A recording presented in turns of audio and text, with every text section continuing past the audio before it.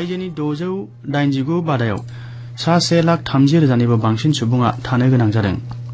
जोंनि रोंगियारि रादाबगिरिया मिथिहोनाय बादिब्ला बानाया एसे खमायदोंब्लाबो बानाजों लोमसाव जानायफोरनि थाखाय अनसुंथाइ रानसारनाय बायदि खामानिफोरा सोलिगासिनो दं।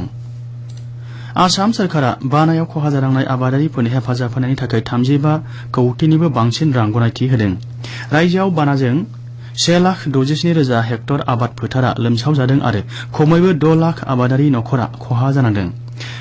आबाद मन्त्री अतुल बराया अल इण्डिया रेडिअ'नो मिथिहोनाय बादिब्ला आबादारिफोरा थाबैनो आबाद मावनो हाफिननाय बायदियै आबाद बिफाना राहा लागोन। रायजोआव बानानि उनाव गुबुन गुबुन बेराम जानो हागौ साननानै सावस्रि बिफाना आबुङै सांग्रांथि खालामफुंदों। बानायाव गोग्लैनाय गं 32 जिल्लानि गं 8 जिल्लाया बानानिफ्राय बारग'बायब्लाबो गोबां ओनसोलाव थाबथानाय दैया ओंखारलांनो हायैयाव बै गेज्रा दै लोंनाय आरो बिजानु जिउसा गोनां दै लोंना गोबाङानो बेरामाव गोग्लैनो हागौ होनना साननाय जादों। सावस्रि बिफाना जायगा जायगा सावस्रि नायनाय आरो मुलि रानसारनाय नुनो मोननाय जादों। ओजोंहाय रायजोआव जापानिज एनकेफेलाइटिस बेरामा बांसिनै गोसारबावनो हागौ होनना रायजो सोरखारा सांग्रांथियारि जानो खावलायदों। गोब्राब लोमजानाय, खर' सानाय, गोब्रामनाय, थद गोमानाय, गोबाल' गोबाल' मोननाय, मोदोम मावग्लुंनाय आरो गुबुन गुबुन रोखोमनि लैखोन नुब्लानो थाबैनो फाहामसालियाव लांनो थाखाय मिथिसार होदों। बेबायदिनो थाम्फैनिफ्राय गोसारद्लाग्रा बे बेरामखौ होबथानो थाखाय उन्दुनाय समाव मुसारि सोंनो आरो न'नि खाथि खालायाव अमा आरो अमा गन्द्राखौ जानगाराव खालामनो थाखाय बुंथिदों। आखाइ गोलाव गस्ला आरो लंपेन्ट गाननो थामहिनबा मोनाबिलियाव उखुन्दै हमनो थाखाय खावलायदों।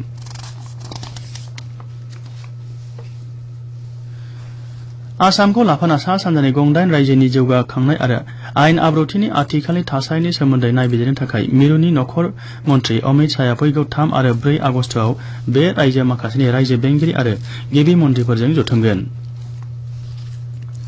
सा सानजा परिषदनि सिङाव थानाय गं 8 रायजोनि गिबि मन्थ्रि आरो रायजो बेंगिरिफोरजों दासान्दि सोलिगासिनो थानाय जौगाखां खामानिफोरनि मिथिथाय लानायजों लोगोसे रैखाथि बिथिङाव लानो गोनां राहाफोरनि सोमोन्दै मिरुनि नखर मन्थ्रि हिसाबै बिबान लानायनि उनाव बिथां शाहआ गिबि खेबनि थाखाय गुवाहाटी दावबायगोन।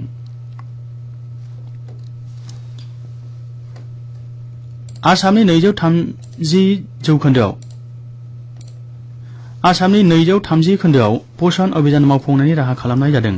पोषण अभियाननि जोहै 2022 मायथाइनि गेजेराव रायजोआव गथ'सा आरो गोर्बोआव थानाय बिमानि थाखाय पुष्टि गैयै जेंनाखौ होखारनो थांखि लानाय जादों होनना गिबि मन्थ्रि सर्बानन्द सन'वालआ बुंथिदों। मैया गुवाहाटीनि शंकरदेव कलाक्षेत्रनि नब्लाङाव सुबुं जौगाखां बिफाना मावफुंनो लानाय पोषण अभियान आरो प्रधान मन्त्री मातृ बन्दना योजनानि सिङाव गुबुन गुबुन मासियाव थिसनथाइ बिलाइ होना गिबि मन्थ्रि सर्बानन्द सन'वालआ बेबायदि मिथिहोयो।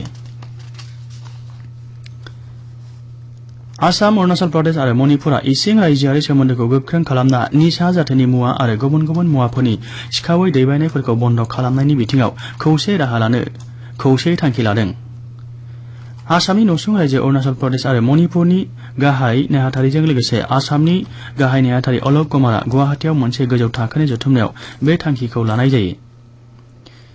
जथुमनायाव एक्साइज, रांखान्थि, खनि आरो खनिज मुवा, आबहावा, हाग्रा आरो हान्था मेलानि सोमोन्दै गुबुन गुबुन गोथौथि गोनां आयदाखौ लानानै सावरायनाय जायो। लोगोसे उद्योग आरो फालांगिनि बिथिङाव हेफाजाब होलायनायखौ बांहोनो थाखाय गनायथि होलायो। मेघालयनि राजथावनि शिलंसिम मैयानिफ्रायनो हादोरनि गुबुन गुबुन जायगासिम दावबायनायनि थाखाय गिबियै दिङा बिरजेनबाय। मैया इन्डिग' एयारलाइन्सनि गिबि दिङाया कलकातानिफ्राय फैना उमरै दिङा गाथोनाव फैयो। मेघालयनि गिबि मन्थ्रि कनराड के सांमाया मैया उमरैयाव कलकाता मोखां जाना दावबायनाय गिबि दिङाखौ बेखेवो। बिथां सांमाया बुङोदि थाबैनो शिलंनिफ्राय हादोरनि राजथावनि दिल्लीसिम आरो गुबुन गुबुन नोगोरमासिमबो दिङा सालायनाय जागोन आरो बेनि थाखाय सोरखारा गोनांथि जानाय राहा लागोन।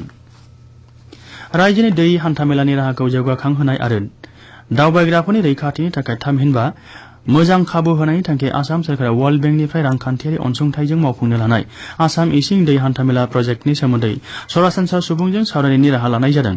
बे प्रजेक्टनि गिबि खोलोबआव गुवाहाटीजों लोगोसे माजुलिनि आफलामुख गाथोनखौ जौगाखां हान्थामेलासिम टार्मिनेल जौगाखांहोनायनि थांखि लादों। बेनि थांखियै माजुलिनि फेरी बिगोमा मावथि दावबायग्रा एबा हान्थिग्रा मुवा बेसाद रोगाग्रा दिङानि बिगोमा आरो मावथि गुबुन गुबुन हान्जानि दैदेनगिरि आरो थान्दैफोरखौ सावरायमेलाव गाबोननि मोनसे हांख्रायनाय सावरायमेलाव बाहागो लानो खावलायदों। आसामनि हिमा दासआ मैया चेक सुबुंदारा रायजोआव खुंजानाय एथलेटिक्स बादायनायाव 400 मिटार खारनाय बादायनायाव सनानि मेडेल देरहानो हायो। हिमाया बोहैथि बोसोरनि साबसिन गेलेनाय दिन्थिफुंनायजों 52.09 सेकेन्डआव बे थांखिखौ देरहानो हायो। बोहैथि दानावनो बेजों हिमाया 5थि सनानि मेडेल देरहानो हायो। बे दाननिनो गिबि बाहागोआव पलेन्डआव जानाय कुन्टु एथलेटिक्सआव आरो पजनाम ग्रां प्रिक्स बादायनायाव 200 मिटार खारनायाव क्लाडन एथलेटिक्स आरो टावार एथलेटिक्सआव हिमाया सनानि मेडेल देरहानो हायो। दिनैनिफ्राय गुवाहाटीनि निउ फिल्डआव थानाय साइनि गेलेमु फोथाराव हौवासाफोरनि 17 बोसोरनि सिंनि जिल्ला खोन्दो फरायसालि फुटबल बादायनाय जानायनि खोथा। बेखेवजानाय गेलेनाया दिनै बेलासिनि 4 रिंगानिफ्राय जानायनि खोथा। बादायनाया फैगौ 25 जुलाइआव जोबगोन। गुवाहाटीआव दुलाराय आसाम टेनिस आफादनि बानजायनायाव ससल टेनिस कमप्लेक्सआव सुपार सिरिज टेनिस बादायनाय सोलिगासिनो दं। मैया क्वालिफाइं राउन्डनि 14 बोसोर बैसोनि सिंनि गेलेनाया जागायो। बादायनायनि जोबथा गेलेनायफोरा गाबोननिफ्राय जागायगोन।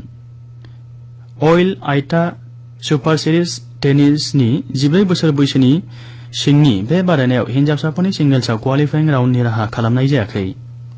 बौदोमसायाव उदांस्रि काप फुटबल बादायनाय जागासिनो दं। बादायनायाव गासै मोन 17 हानजाया बाहागो लादों। अरुणाचल प्रदेशनि एमएलए एस मसांखौ बादायनायनि गिबियावनो गेलेगिरिफोरजों सिनायथि होनाय जादों होनना दिग्बैनि रादाबाव मिथिहोनाय जादों। बेजों लोगोसे रादाबा एसेनोसै।